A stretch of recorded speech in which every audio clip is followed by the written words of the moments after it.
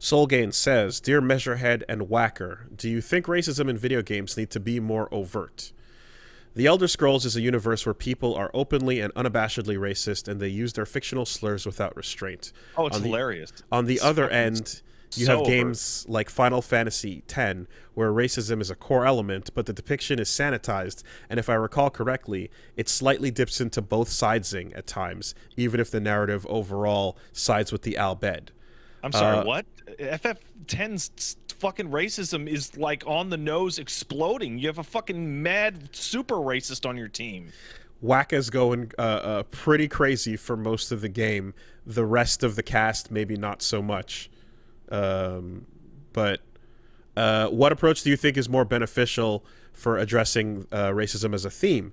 Do you think games that tackle it as a core element would benefit from full bore Measurehead style racism, or would a subtle hand work better at tackling a touchy topic? He says, "I feel like there's something to be said for the bluntness of the former, especially given games like Disco Elysium's proving its effectiveness. But whether the depiction goes that far, too many people turn their heads and write it off because there's no way it's actually that bad. What do you think?" Okay, so I can understand what they're actually saying. So BioShock Infinite's going to come up, and I apologize. So one of the things that came up when we talked about, I forget what the context was. We were talking about bullying and how people were viewing a portrayal of bullying in something as ridiculous. That doesn't happen.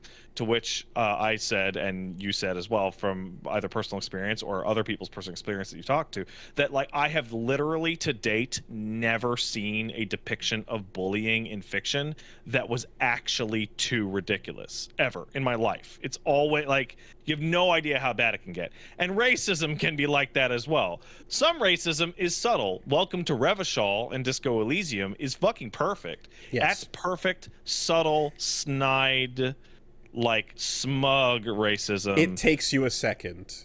right? Yeah. Simultaneously, you could do you could do anything to any level of extremeness in any game based on any race, and it would not be more crazy than something that happened somewhere at some time.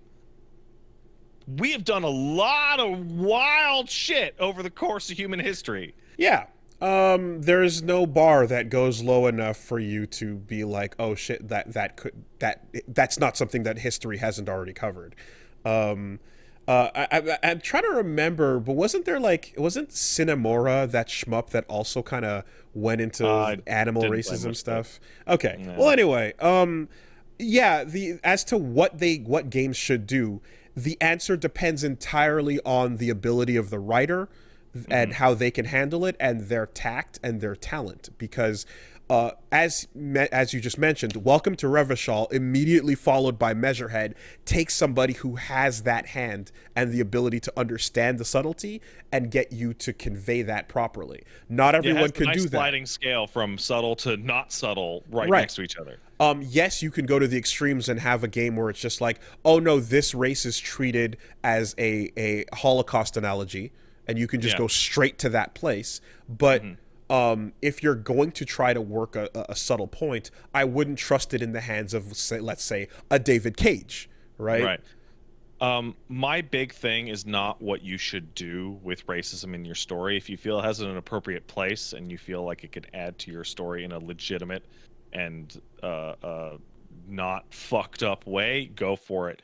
I think the worst possible thing you can do with your racism in your story is what BioShock Infinite did, is which it purports to be a picture of realistic racism while like sanitizing it like crazy and making real people in the real world look like babies or like, oh, it wasn't that bad, right?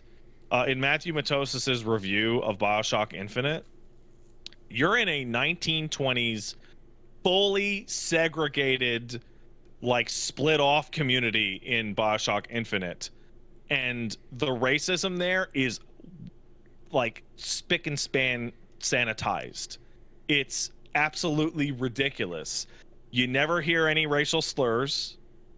You never hear about any grievous injustices against the lower class of people of color. You never see anything that actually the ugly parts of racism. So it actually just looks like a bunch of bad bosses at like a retail store or like a company. And then the reaction from the Vox to let's kill everybody seems wildly overstated. So I remember that the image of "It is our duty to keep out the foreign hordes" from Yeah. BioShock Infinite, that poster with Comstock, That's and a then great poster. and then all the super fucking racist caricatures of like everyone that's not They got Caucasian. Fish on there, for fuck's sake. And that image was used unironically in like Tea Party groups and shit like that. Yeah. Like there was a whole thing where like unironically we took this exact screenshot and started using it, you know. It's exactly like you can never hit as low as it's going to be in real life. And in fact, if you go too clean, as you just mentioned, it can be BioShock Infinite is snipped gross. and used. It can be snipped and used without context to exactly land the point. Like the feeling you get going through BioShock Infinite is like, why are they all just going straight to white genocide? It wasn't that bad. It's like, oh my god, come on. But yeah, I don't think, and to answer the question though, I don't think there's a hard fast rule for what a game ought to do, because you know the setting, the tone, everything is going to call for a different type of portrayal and a different type of hand if you want to handle the subject matter. Different strengths of, you know, like in some cases, again, like if Disco Elysium's examples are like, they're so like masterfully handled in a way that it's almost like there's not very many people I would trust to like land it that way. But when you're listening to the way that like the characters say words like "kipped," you know what I mean? Like even the voice it's acting, so good because they're not real. And they're not describing real but ethnic you groups. feel But it. you feel it. You feel fucking it. you feel it around your throat when it comes out of their mouths. You know, like there's an absolute just disdain that comes to, and you're like, yeah, you like, that is a quality that is exceptional, and thus I would not put that on others. I would not expect them to handle it that way. The Al Bhed thing in FF10, like looking back and thinking back on that, I had to do a lot of heavy lifting with the bit with Wakka to create that kind of joke, but it was pretty much like what we were getting, you know. Obviously the clan suit doesn't come into play, no. but you know, but like, yeah, they definitely like, they treated Wakka differently because he was a party member and he was one of the good guys.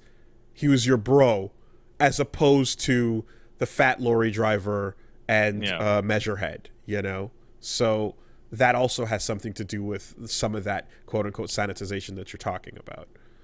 I think just don't sanitize it. Don't make don't make racism look like a quaint feature of your fiction that is just like, it's not so bad. Like, no, it can be bad.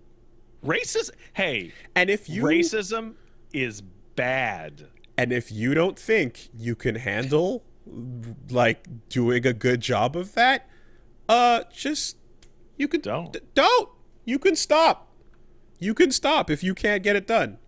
I think Ken Levine and, like, I believe an entirely white staff making BioShock Infinite about race and then chickening the fuck out to make it about like quantum mechanics because they couldn't do any hard shit in that game is like the biggest fucking pussy shit in the world. Have you seen the lottery in BioShock Infinite?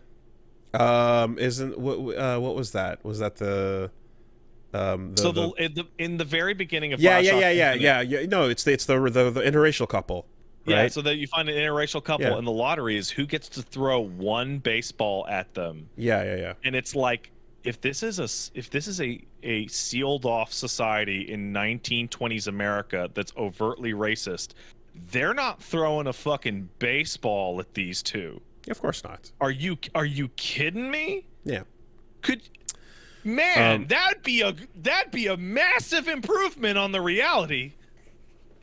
So no. In conclusion, like, handle it to the limits of your ability, and if you're capable of pulling off a disco, then do that. Or sometimes, if you're particularly, if you're very skilled with the pen, and you understand that brevity of the soul of wit, you can always do a South Park difficulty selection menu from the fractured butthole. Yeah. If you recall, where it's simple great. bit in and out, That's good stuff. simple bit in and out, nails it. Perfect. You know, yeah. But it's, if you're a fucking hack and you know, don't. Anyways. Yeah, if you don't know what you're doing, maybe don't. Skyrim's a weird example, though, because, like, playing that game, you actually encounter wildly varying amounts of racism for your character, depending which one you pick. Like, if you pick, like, a dark elf, like, they treat you like fucking dog shit on the right side of the map. Yeah, I mean, I haven't played any of those, but, like, isn't it, like, whoever you pick, there's going to be an area where whatever you are is hated? No, it's not like that. Oh. There is a civil war happening, and the civil war is between the Empire and the fucking Stormcloaks, and the Stormcloaks are by Skyrim is for the Nords and nobody else. So if you go down to where they hang out and you're not a Nord, they fucking don't like it. And if you're especially like a Dark Elf or a Khajiit, they're like wild assholes. And, like, you can still work for them, but they're like, this fucking... Interesting. Fucking nuts. Yeah. Let's see what comes of that photo of Kojima hanging out with Jordan Peele. And let's see if any projects come to fruition in that account. That seems like it would be good. That could be maybe interesting. Jordan Peele can teach Kojima how to make a movie. Yeah.